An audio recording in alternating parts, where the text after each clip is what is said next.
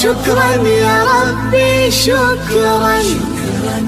قرآن کریم سورہ احزاب میں اللہ تعالیٰ نے نبی کریم صلی اللہ علیہ وآلہ وسلم کی ذات کی طرف اشارہ کرتے ہوئے مسلمانوں کو مخاطب کیا اور فرمایا البتہ حقیقت میں نبی کریم صلی اللہ علیہ وآلہ وسلم کی زندگی میں تمہارے لیے رول ماڈل ہیں، کامل نمونہ ہے۔ جب نبی کریم صلی اللہ علیہ وآلہ وسلم کو اللہ تعالیٰ نے رول ماڈل بنایا تو ضروری تھا کہ آپ صلی اللہ علیہ وآلہ وسلم کے اقوال، افعال، اعمال، آپ صلی اللہ علیہ وآلہ وسلم کی زندگی کا ہر پہلو محفوظ کیا جاتا تاکہ اس کو دیکھ کے ہم اللہ کے نبی کے اسوہ کو اختیار کر پاتے، تاکہ آپ صلی اللہ علیہ وآلہ وسلم جیسا کوئی اگر اخلاق اختیار کرنا چاہے تو اسے کوئی مشکل نہ ہو، اس کے لیے کوئی رکاوٹ نہ ہو۔ قرآن کریم کی حفاظت کا ذمہ براہ راست خود اللہ تعالیٰ نے لیا۔ ارشاد باری تعالیٰ ہے اِنَّا نَحْنُ نَزَّلْنَا الذِّكْرَ وَإِنَّا لَهُ لَحَافِظُونَ، بے شک ہم نے قرآن کریم کو نازل کیا اور ہم اس کے حفاظت کرنے والے ہیں۔ نبی کریم صلی اللہ علیہ وآلہ وسلم کی سیرت کو محفوظ کرنے کی سعادت مسلمانوں کے ہاتھ آئی، اور آج سے تقریباً 1450 سال قبل مسلمان سیرت النبی صلی اللہ علیہ وآلہ وسلم کی تحفیظ میں لگ گئے۔ کیا نہیں سکھایا اللہ کے نبی نے ہمیں؟ تہذیب، سلیقہ۔ آپ صلی اللہ علیہ وآلہ وسلم نے ہمیں زندگی گزارنے کے آداب سکھائے، ایٹیکیٹ سکھائے، بات کرنے کا سلیقہ، طہارت کے آداب، غسل کے آداب۔ کوئی اپنے والد کے بارے میں بھی وہ سب کچھ نہیں جانتا جو نبی کریم صلی اللہ علیہ وآلہ وسلم کی سیرت کے ہر پہلو کو پڑھ کے جان سکتا ہے۔ جہاں تک لفظ سیرت کا تعلق ہے تو لفظ سیرت سارا یسیرو سے مشتق ہے، جس کے معنی ہیں طریقہ یا راستہ۔ سیرت النبی صلی اللہ علیہ وآلہ وسلم پڑھنے کے لیے ہمیں 3 چیزوں کو ذہن میں رکھنا ہے۔ نمبر 1 پہلو ہے آپ صلی اللہ علیہ وآلہ وسلم کا خلق، یعنی آپ کی ظاہری حالت، آپ کا حلیہ مبارک، چہرہ کیسا تھا، دکھنے میں کیسے تھے، حلیہ مبارک کیسا تھا۔ اسی کا دوسرا پہلو خلق، خاک پیش کے ساتھ، اور اس میں آپ کا ظاہر اور باطن دونوں شامل ہیں۔ طریقہ زندگی۔ سیدہ عائشہ رضی اللہ تعالیٰ عنہ سے آپ کے وصال کے بعد ایک صحابی رسول نے پوچھا کہ بتائیے آپ کا اخلاق کیسا تھا؟ تو سیدہ عائشہ نے فرمایا کان خلقہ القرآن، نبی صلی اللہ علیہ وآلہ وسلم کا سارا اخلاق قرآن ہی تو ہے۔ تو گویا نبی کریم صلی اللہ علیہ وآلہ وسلم کی عادات، اطوار، وہ سارا آپ کا اخلاق ہے جو ہر مسلمان کو پڑھنا ضروری ہے۔ خلق اور خلق، ان دونوں کے کمبینیشن سے شمائل، لفظ شمیلہ بنتا ہے، اور اسی سے امام ترمذی نے باب باندھا ہے شمائل ترمذی، جس میں نبی کریم صلی اللہ علیہ وآلہ وسلم کے اخلاق، اوصاف، حلیہ مبارک کو محفوظ کیا۔ جب ہم سیرت کے دوسرے پہلو کو دیکھتے ہیں تو اس میں ایام النبی صلی اللہ علیہ وآلہ وسلم، یعنی نبی کریم صلی اللہ علیہ وآلہ وسلم کی زندگی کے حالات، واقعات۔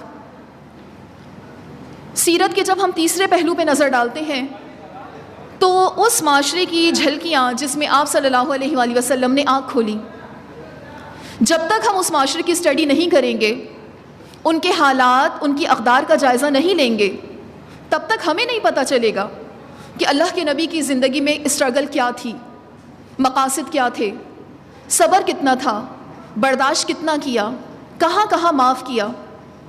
تو جب تک اس معاشرے کی جھلکیاں ہمارے سامنے نہیں آ جائیں گی، سیرت کا مطالعہ نہیں ہو سکتا۔ میں آپ کو یہ بھی بتاتی چلوں کہ حدیث اور سیرت 2 الگ الگ موضوع ہیں۔ حدیث کو گروپ کیا جاتا ہے قرآن کے ساتھ۔ قرآن اور حدیث اسلامی قانون کا سورس ہیں، اسلامی قانون کا منبع ہیں۔ شرعی احکام قرآن اور حدیث سے اخذ کیے جاتے ہیں، لیکن سیرت سے احکام اخذ نہیں کیے جاتے۔ یہی وجہ تھی کہ محدثین نے حدیث کی تدوین میں، حدیث کی تحفیظ میں نہایت جرح اور تعدیل سے کام لیا۔ راویوں کے حالات زندگی جاننے کے لیے انہوں نے اپنی پوری زندگیاں سفر میں وقف کر دیں۔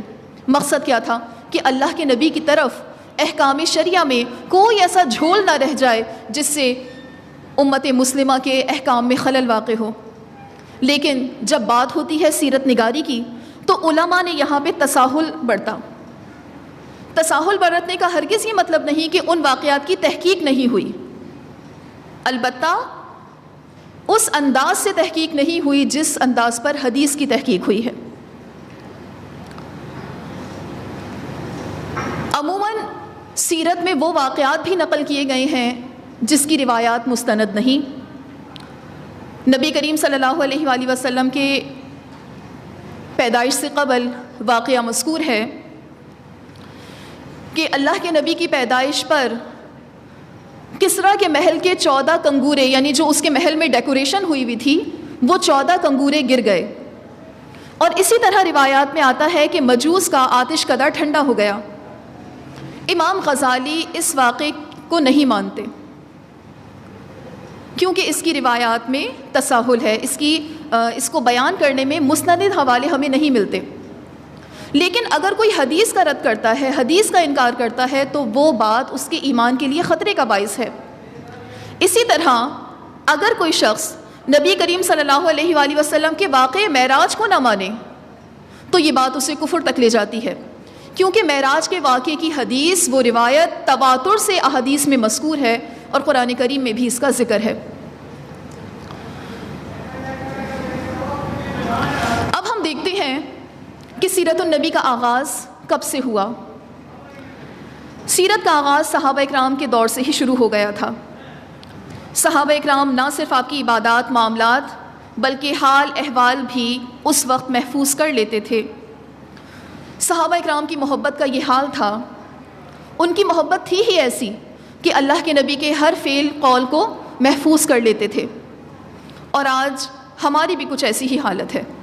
جو ہمارے آئیڈیلز ہوتے ہیں، ہمیں ان کی پوری بایوگرافی، ان کے حالات، ان کا خاندان، ان کی پیدائش، ان کی دلچسپیاں، ان کے شوق، یہ سب معلوم ہوتے ہیں۔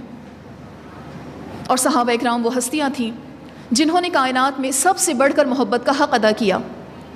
تو اللہ کے نبی کے زندگی کا کوئی بھی پہلو، حتیٰ کہ آپ رات میں کس طرح عبادت کرتے تھے، ایک صحابی نے آپ کے ساتھ رات گزاری اور وہ پورا واقعہ نقل کرتے ہیں کہ کس طرح اللہ کے نبی رات کو بیدار ہوئے، آپ نے کس طرح وضو کیا، کتنی دیر آپ نے نماز پڑھی۔ یہ محبت کا ہی حال تھا جو وہ اللہ کے نبی کے لیے آرام سے کہہ دیتے تھے، فدا کا امی و ابی، اے نبی آپ پر میرے ماں باپ فدا ہوں۔ نبی کریم صلی اللہ علیہ وآلہ وسلم جب دنیا سے تشریف لے گئے تو دین کا زیادہ تر علم زبانی پھیلا۔ سب سے پہلے تحریری طور پر جو کام کیا سیرت نگاری کی، وہ ابو بکر محمد بن اسحاق جو عراق سے تعلق رکھتے تھے، انہوں نے سیرت پر پہلی کتاب لکھی اور یہ آپ کی وفات کے 120 سال بعد لکھی گئی۔ اسی کے ساتھ دوسری کتاب امام محمد بن عمر بن باقدی نے لکھی۔ ان کی وفات 207 ہجری میں ہوئی اور ان کی سیرت نگاری کا جو مشہور باب ہے وہ کتاب المغازی کے نام سے ہے، جو آج تک مستند حوالوں میں بہت قابل ترجیح ہے۔ اسی طرح سیرت نگاری پہ جو تیسری کتاب لکھی وہ عبد الملک بن محمد بن حشام، اور ابن اسحاق کی یہ روایت اس قدر مستند مانی جاتی ہے۔ اصل میں ابن اسحاق نے کیا کام کیا کہ سب سے پہلے جو ابن حشام نے یہ کام کیا کہ جو سب سے پہلے سیرت نگاری ہوئی تھی، یعنی ابن اسحاق کی، اس کی تمام ضعیف روایات کو علیحدہ کر دیا اور صحیح مستند روایات کو ری رائٹ کیا۔ ابن حشام کی وفات 219 ہجری میں ہوئی۔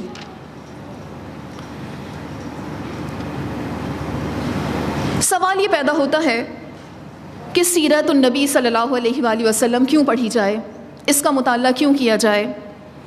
امام ابن قیم جوزی رحمہ اللہ فرماتے ہیں، ہر انسان پر فرض ہے کہ وہ اپنی روح کی حفاظت کرے اور آخرت کی کامیابی طلب کرے، دنیا میں بھی اس طرح رہے کہ اسے کامیابی نصیب ہو، یعنی دین دنیا حاصل کرنے کی کوشش کرے۔ نبی کریم صلی اللہ علیہ وآلہ وسلم کے بتائے ہوئے طریقے کے مطابق اگر دین دنیا کی کامیابی حاصل کی جائے تو ایک مومن کے لیے نجات ہی نہیں، کامیابی بھی ہے۔ خود اللہ تعالیٰ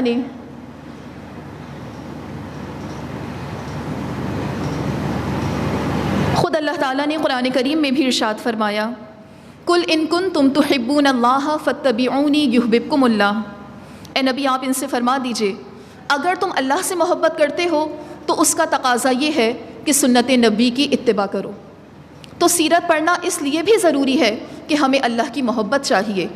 سیرت کو پڑھ کر جب نبی کا سا کردار اپنایا جائے گا، جب نبی کسی سیرت اپنائی جائے گی تو یہ اللہ سے محبت کے دعوے کی سچی دلیل ہے۔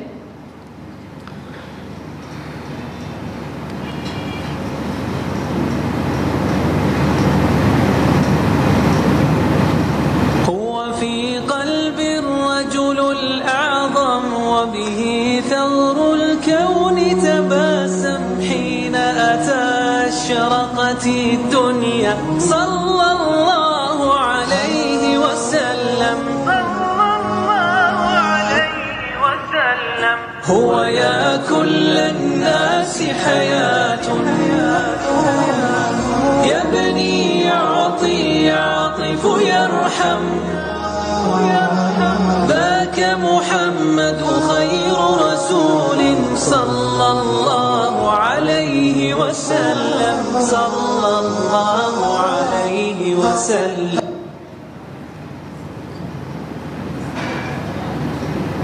هو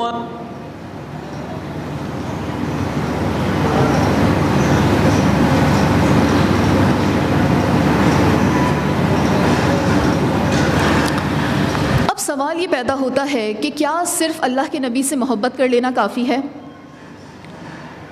ہم جب سیرت کا مطالعہ کرتے ہیں تو نبی کریم صلی اللہ علیہ وآلہ وسلم سے محبت کے دعوے دار بہت سے لوگ تھے۔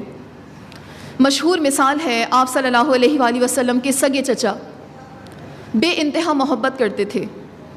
محبت کی ہی یہ دلیل ہے کہ جب آپ کی پیدائش کی خبر سنی تو اپنی سب سے قیمتی کنیز سویبہ کو آزاد کر دیا۔ کیا نہیں کیا؟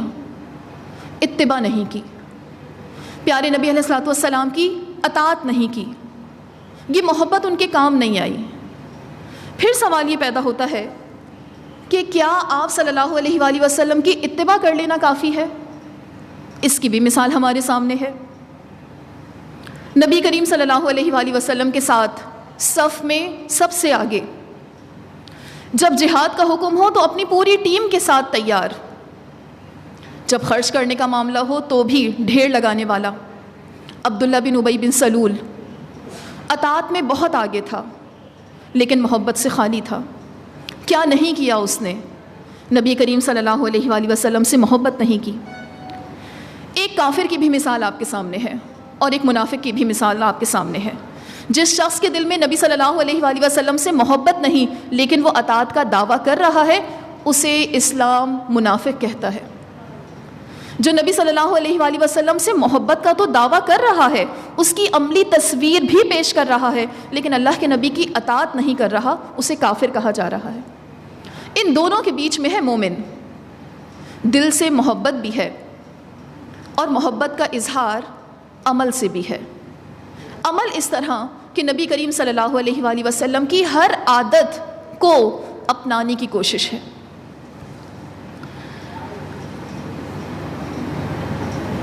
محبت کیا ہوتی ہے؟ اس کی دلیل خود اللہ کے نبی نے ہمیں دی۔ نبی کریم صلی اللہ علیہ وآلہ وسلم کا فرمان ہے، لا یؤمن احدکم حتی اکون احب الیہ من والدہ وولدہ والناس اجمعین، تم میں سے کوئی مومن ہو ہی نہیں سکتا۔ ہمارا کام کیا ہے؟ اپنے دلوں کو ٹٹولیے۔ کیا ہمارے دلوں میں محبت ہے؟ اگر محبت ہے الحمدللہ، اور اگر محبت نہیں ہے تو ہم اسی لیے یہاں جمع ہوئے ہیں کہ اس جذبے کو تازہ کر لیں۔ What is love all about? محبت کیا ہوتی ہے؟ محسن کو قریب سے جاننا، اس کی خوبیوں کو پہچاننا، اور جب وہ خوبیاں پہچان لی جائیں تو وہ خوبیاں اپنے اندر پیدا کر لینا، یہ محبت ہے۔ صحابہ اکرام کو صحابہ کیوں کہا گیا؟ انہوں نے اللہ کے نبی کی صحبت اختیار کی تھی۔ صحابہ وہ اسی وجہ سے بنے کہ نبی آخر الزماں صلی اللہ علیہ وآلہ وسلم پر ایمان لا کر پیارے نبی علیہ الصلوۃ والسلام کے ساتھ ساتھ رہتے تھے، آپ کے ہر عمل کو دیکھتے تھے، دل و جان سے اس کو ایکسیپٹ کرتے تھے، اس کو قبول کرتے تھے، اس پر عمل کرنے کی کوشش کرتے تھے۔ اللہ تعالیٰ نے ان کو صحابی کا درجہ دے دیا۔ اللہ کے نبی کے ساتھ رہنے والے صحابی کہلائے۔ ہم اس دور میں پیدا نہیں ہوئے، ہم نبی کریم صلی اللہ علیہ وآلہ وسلم کی میت میں تو نہیں رہے، لیکن کیا ہم اللہ کے نبی کی محبت حاصل کر سکتے ہیں؟ بالکل کر سکتے ہیں۔ اب وہ وقت نہیں ہے کہ ہم اپنے آپ کو کسی ٹائم مشین میں ڈال کے ٹرانسپورٹ کر لیں، لیکن وہ وقت ضرور ہے کہ احادیث کی محفل میں شامل ہو کر نبی کریم صلی اللہ علیہ وآلہ وسلم کے احکام کو جانیں، دل سے تہیہ کر لیں کہ زندگی اس کے مطابق گزاریں گے۔ پیارے نبی علیہ الصلوۃ والسلام کا نام جن محفلوں میں لیا جا رہا ہے اس میں شامل ہو کر اللہ کے نبی کی سیرت کو پڑھ کر اپنی زندگی کو اس کے مطابق ڈھالیں تو ہم گویا نبی کریم صلی اللہ علیہ وآلہ وسلم سے میت کا ساتھ دے رہے ہیں۔ اور یہ بات بھی یاد رکھنے کی ضرورت ہے، پیارے نبی علیہ الصلوۃ والسلام نے فرمایا المرء مع من احبہ، انسان آدمی اسی کے ساتھ ہوگا قیامت کے دن جس سے وہ محبت کرتا ہوگا۔ تو اللہ کے نبی کا وجود اگر ہمارے درمیان موجود نہیں، لیکن پیارے نبی علیہ الصلوۃ والسلام کے وہ تمام طریقے موجود ہیں، کتب میں موجود ہیں، اسلامی ریاست میں موجود ہیں، لوگوں میں موجود ہیں، ان کو دیکھ کر ان سے تعلق داری بنا کر ہم اللہ کے نبی کے اسوہ پر کامل عمل کرنے کی کوشش کر سکتے ہیں۔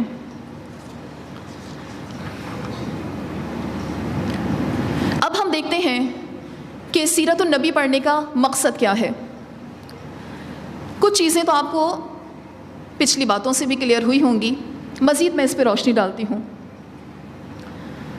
آپ سے محبت کرنا فرمان نبی ہے، المرء مع من احبہ، اور ہمیں قیامت کے دن اللہ کے نبی کا ساتھ چاہیے، اس وجہ سے بھی سیرت النبی پڑھنا ہے۔ اس کے ساتھ ساتھ للہیت پیدا کرنا مقصد ہے۔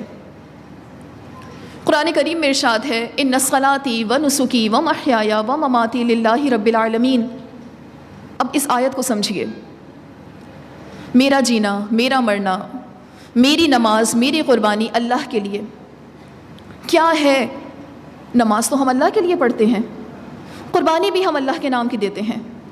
ہم کہتے ہیں جب ہم دنیا میں آئے تو ہم نے کلمہ پڑھ لیا، مماتی جب ہم دنیا سے جائیں گے تو نماز جنازہ بھی ہو جائے گی، غسل بھی ہو جائے گا، تدفین بھی ہو جائے گی، لیکن جو بیچ کی زندگی کا گیپ، اس پر کس طرح عمل کریں؟ تو سیرت پڑھنے کا بنیادی مقصد یہ ہے کہ پیارے نبی علیہ الصلوۃ والسلام کی سنتوں کو اپنی زندگی میں ڈالیں۔ میں آپ کو اپنی بات ایک مثال سے سمجھاؤں گی۔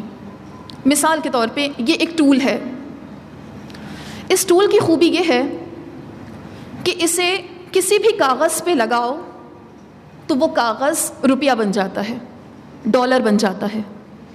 کتنا قیمتی ہے نا یہ ٹول۔ ہم کیا کریں گے؟ فارغ وقت میں ہر کاغذ کو ڈھونڈ ڈھونڈ کے کاغذ ڈھونڈیں گے اور اس پر یہ ٹول لگاتے جائیں گے، کتنے امیر ہو جائیں گے نا ہم۔ اور آپ یقین کریں بہت سے لوگ ایسی کرنسی بناتے ہیں، تنہائیوں میں وہ کرنسی بناتے ہیں، اللہ کے حضور سجدہ کرتے ہیں، راتوں کو اپنی نیند چھوڑتے ہیں، چھپ چھپ کر اللہ کے آگے گڑ گڑاتے ہیں۔ بہت سے لوگ آخرت کی کرنسی بناتے ہیں، چھپ چھپ کر اللہ کی راہ میں خرچ کرتے ہیں۔ ان کے سامنے معاشرے کا غبار ہوتا ہے، چھپ چھپ کر آنسو بہاتے ہیں، آخرت کی کرنسی بناتے ہیں۔ تو بالکل سنت وہ ٹول ہے، اپنے کسی بھی عمل کو سنت کے مطابق ڈال لیں، سنت کے مطابق بنا لیں تو وہ آپ کا عمل عبادت بن جائے گا۔ آئیے مثال سے سمجھتے ہیں۔ ہمیں سونا بھی ہے، جاگنا بھی ہے، کھانا بھی ہے، پینا بھی ہے، بیٹھنا بھی ہے، لیٹنا بھی ہے، چلنا بھی ہے، گفتگو بھی کرنی ہے۔ اپنے اس ہر عمل کو اگر سنت کے مطابق کر لیں تو سونا عبادت، جاگنا عبادت، کھانا عبادت، پینا عبادت، بات کرنا عبادت، خاموش رہنا عبادت۔ اور جیسے میں نے بتایا کہ پیارے نبی علیہ الصلوۃ والسلام کی زندگی کا ایک ایک لمحہ محفوظ ہے۔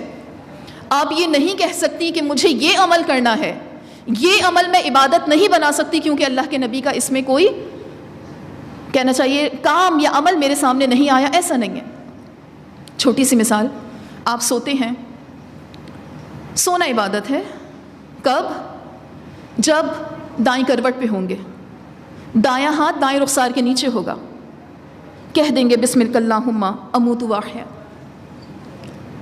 تمام اذکار سنت کے مطابق پڑھ لیں گے جن میں آیت الکرسی شامل ہے، معوذتین شامل ہیں، سورہ اخلاص شامل ہے، سورہ ملک شامل ہے۔ اس طرح سو جاتے ہیں، اور نیت بھی یہ ہوتی ہے کہ اسوہ نبوی اختیار کرنا ہے۔ آپ کا سونا عبادت، جب تک آپ سوتے رہیں گے آپ عبادت کی حالت میں ہیں۔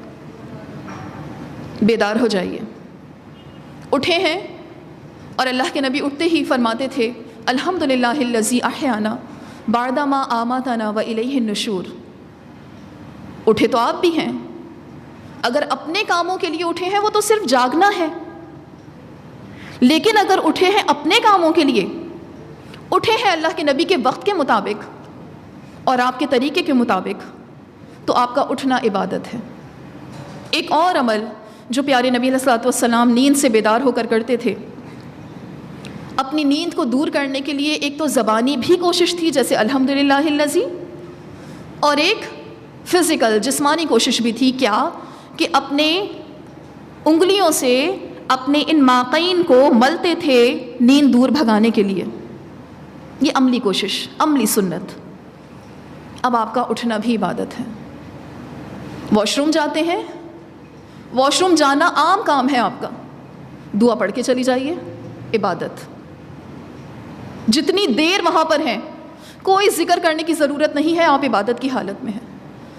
آپ اپنی طہارت کو دور کر رہے ہیں، آپ اپنی نجاست کو دور کر رہے ہیں، آپ پاک صاف ہو رہے ہیں نبوی طریقے کے مطابق، خیال کر رہے ہیں کہ طہارت اچھی ہو جائے، خیال کر رہے ہیں کہ دائیں اور بائیں ہاتھ کا فرق لحاظ میں رہے، آپ عبادت میں ہیں۔ باہر نکلیے، دعا پڑھ لیتے ہیں، آپ عبادت میں ہیں۔ یعنی کوئی قدم ایسا نہیں ہے کہ آپ اٹھیں اور اس پر عبادت نہ ہو۔ تو یہ فائدہ ہمیں کہاں سے ملے گا، یہ ٹول ہمیں کہاں سے ملے گا؟ نبی کریم صلی اللہ علیہ وآلہ وسلم کی سیرت سے مطالعہ کر کے ملے گا۔ میں نے بتایا کہ لوگ تنہائیوں میں آخرت کی کرنسی بناتے ہیں، یہ وہ کرنسی ہے جو ہمیں آخرت میں بہت امیر کر دینے والی ہے۔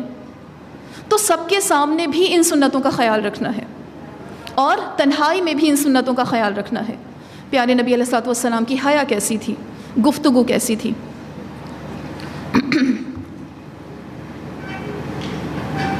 اور جب ہم اس طرح زندگی گزاریں گے تو للہیت پیدا ہوگی، جیسے ان صلاتی و نسکی، میرا ہر عمل، میری زندگی، میری موت، یہ سب اللہ کے لیے ہے۔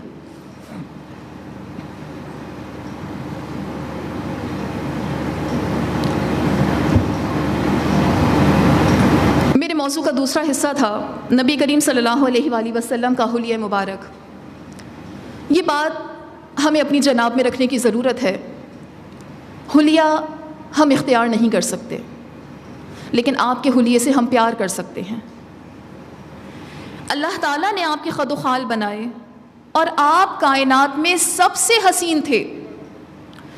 یہ اعتراف صرف مسلمان ہی نہیں کرتے، یہ اعتراف کفار بھی کرتے ہیں۔ نبی کریم صلی اللہ علیہ وآلہ وسلم کا حلیہ مبارک جس نے بھی پڑھا، جس نے بھی سنا، کہا کائنات میں سب سے زیادہ حسین تھے۔ یہ ظاہری حلیہ بھی ہے، اور کچھ اس میں آپ کے اخلاقیات شامل ہو کر وہ اسوہ کامل بنتا ہے، وہ اخلاق کا اعلیٰ نمونہ بنتا ہے جو مسلمانوں کو اختیار کرنے کا حکم ہے۔ حضرت حسن رضی اللہ تعالیٰ عنہ فرماتے ہیں، میں اپنے ماموں ہند بن ابی حالہ سے آپ کا حلیہ بیان کیا، وہ بہت فصاحت سے آپ کا حلیہ مبارک بیان کرتے ہیں۔ آپ صلی اللہ علیہ وآلہ وسلم اپنی ذات کے اعتبار سے بڑی شان والے تھے، رتبے کے اعتبار سے بڑے اعلیٰ تھے۔ آپ کا چہرہ مبارک ماہ بدر کی طرح چمکتا تھا۔ حضرت علی سے مروی ہے، آپ موٹے بدن والے اور گول چہرے کے نہ تھے، یعنی چہرہ بالکل گول نہیں تھا بلکہ قدر لمبائی لیے ہوئے تھا۔ آج بھی جب خوبصورتی کی تعریف ہوتی ہے تو اوول فیس اسے خوبصورتی کی علامت سمجھا جاتا ہے۔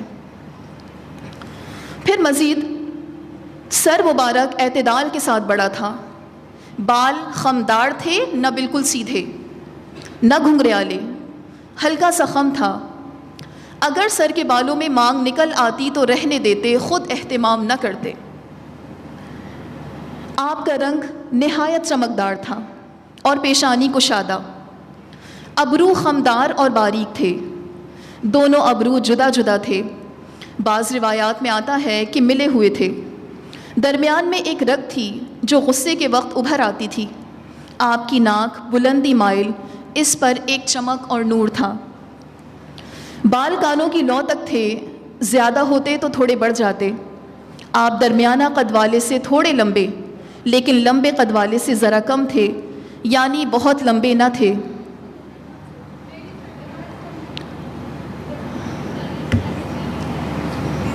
مزید روایات میں آتا ہے آپ کی داڑھی گھنی اور بھرپور تھی، پلکیں لمبی، آنکھ کی پتلی نہایت سیاہ، رخسار ہموار تھے، دہن مبارک اعتدال کے ساتھ فراخ تھا، اور یہ مردانہ وجاہت کی دلیل ہے۔ آپ کے دانت باریک اور چمکدار تھے، درمیان میں فاصلہ تھا، جب گفتگو فرماتے تو دانتوں سے نور نکلتا محسوس ہوتا تھا۔ سینے سے ناف تک بالوں کی ایک لکیر تھی، گردن خوبصورت اور رنگ میں چاندی جیسی چمک تھی۔ سبحان اللہ۔ سارے اعضاء پرگوشت تھے، یعنی آپ اسکنی نہیں تھے۔ پیٹ اور سینہ ہموار تھا، سینہ فراخ اور کشادہ تھا، دونوں کندھوں کے درمیان فاصلہ تھا، قدم ہموار تھے، پانی ان کی ملائمت کی وجہ سے ٹھہرتا نہ تھا، فوراً بہہ جاتا تھا۔ اندازہ لگائیے، عرب اور وہاں کا موسم، ریتیلی زمین، خشک ہوا، اور اس میں پیارے نبی علیہ الصلوۃ والسلام کے قدم مبارک کا یہ حال تھا کہ پانی ٹھہرتا نہ تھا، اتنا ملائم قدم تھے کہ فوراً بہہ جاتا تھا۔ یہ قدرتی خوبصورتی تھی۔ مہر نبوت جو نبیوں کے جسم کا حصہ ہوا کرتی تھی، یہ نبوت کی علامت آپ کی پشت پر تھی۔ یہ ابھرا ہوا حصہ جو سائز میں کبوتری کے انڈے کے برابر تھا، اس پر بال اور تل تھے۔ مزید روایات میں آتا ہے، حضرت انس فرماتے ہیں، میں نے کوئی خوشبو، نہ مشک، نہ عنبر اور نہ کوئی اور خوشبو آپ کے پسینے مبارک سے زیادہ بہتر سونگھی۔ ابو یعلا فرماتے ہیں، جس گلی سے گزرتے اس گلی سے آپ کے گزرنے والے جان لیتے کہ یہاں سے اللہ کے نبی کا گزر ہوا ہے، خوشبو سے مہکتا پاتے۔ کسی شخص سے مصافحہ کرتے تو وہ دن بھر آپ کی خوشبو محسوس کرتا۔ بچے کے سر پر ہاتھ پھیرتے تو وہ خوشبو کی وجہ سے دیگر بچوں میں پہچانا جاتا۔ گفتگو کے بارے میں سیدہ عائشہ فرماتی ہیں، آپ کی گفتگو تم لوگوں کی طرح نہ تھی، ہر لفظ صاف اور واضح ہوتا، پاس بیٹھنے والا اچھی طرح ذہن نشین کر لیتا۔ اسی طرح روایات میں آتا ہے، نبی کریم صحابہ اکرام فرماتے ہیں، جب ہم دنیا کا تذکرہ کرتے، اللہ کے نبی ہمارے ساتھ دنیا کا ذکر کرتے، جب ہم آخرت کی بات کرتے، اللہ کے نبی آخرت کا ذکر کرتے، جب ہم کھانے کا ذکر کرتے، پیارے نبی علیہ الصلوۃ والسلام بھی کھانے کا ذکر کرتے۔ اس سے کیا پتہ چلتا ہے؟ قرآن پڑھنے والوں کو، پڑھانے والوں کو کوئی الگ سے شان بنانے کی ضرورت نہیں ہے، وہ لوگوں میں گھل مل کر رہیں گے۔ یہ بہت غلط رویہ ہے کہ ہم اپنی دنیاوی باتوں میں اس طرح آگے بڑھ جائیں کہ جب کسی قرآن سے جڑے شخص کو آتا دیکھیں تو فوراً اس کے سامنے موضوع بدل لیں اور کہیں کہ بتائیے فلاں آیت میں کیا تھا، ہم نے فلاں آیت سے یہ سیکھا۔ یہ دوہرا رویہ کچھ مناسب نہیں،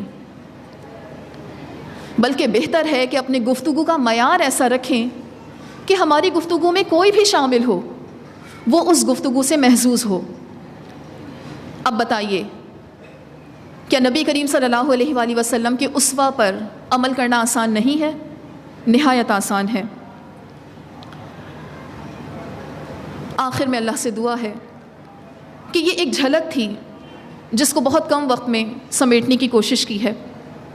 سیرت نگاری 120 سال جب نبی صلی اللہ علیہ وسلم کی وفات ہوئی اس کے 120 سال بعد سے شروع ہوئی، اور آج تک مسلمانوں کا بہترین شیوا ہے کہ وہ سیرت نگاری پر کام کریں۔ میں اس جذبے کو اجاگر کرنا چاہتی ہوں کہ سیرت پڑھ لینا اور سیرت پر قلم اٹھانا، سیرت پڑھنے سے بھی یقیناً ہمارے اسوہ میں بہت تبدیلی آئے گی، لیکن جب آپ اس پر قلم اٹھائیں گی تو یہ تبدیلی بہترین ہوگی اور پھر ہمارے عمل میں ڈھلنا آسان ہو جائے گی۔ وآخر دعوانا ان الحمد للہ رب العالمین۔ السلام علیکم ورحمۃ اللہ وبرکاتہ۔